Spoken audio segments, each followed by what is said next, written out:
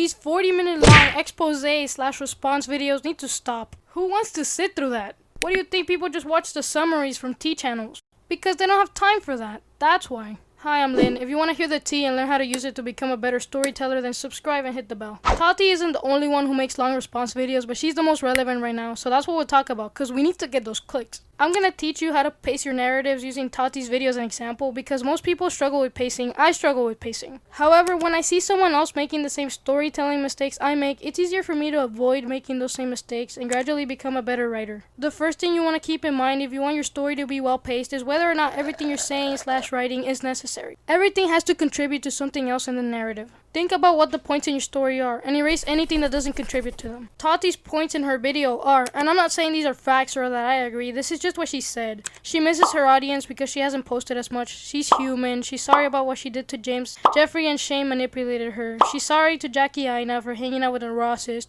aka Jeffree Starfruit. She's pursuing legal action and she's scared of Jeffree Star. That's basically all there is in this 40-minute long video. You know what a chunk of this video is? That's right. Silence. What does silence contribute to any of her points?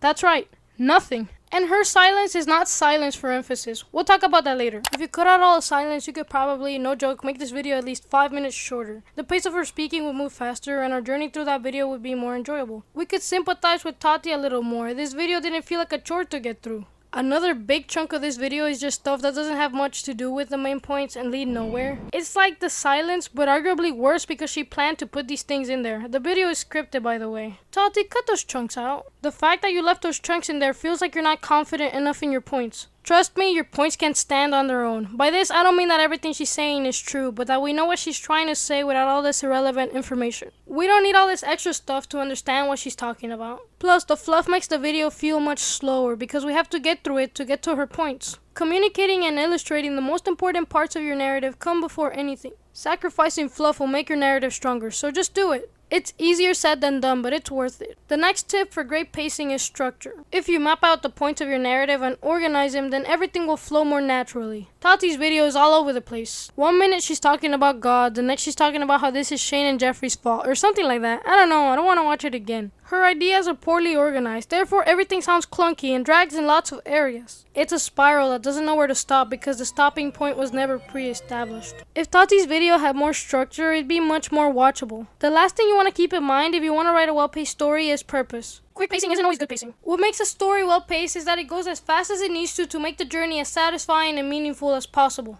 There's a purpose behind whether a scene is moving fast or slow. Tati's response video doesn't really seem to have a purpose behind why the parts move so slow. Take the parts of her video where she's silent, for example. She's silent in so much of her video that the silence means nothing. Imagine if she would have talked without any long pauses throughout the video, but just before she said she was scared of Jeffree Star, she stayed silent for a few seconds. You would have felt the impact of that silence, and it would have communicated Tati's fear of speaking out more efficiently. It could have carried so much weight, but all that was wasted because Miss Tati didn't cut out the 5 minute plus of silence in her video. Thank you for watching this video. You guys are amazing. Bye.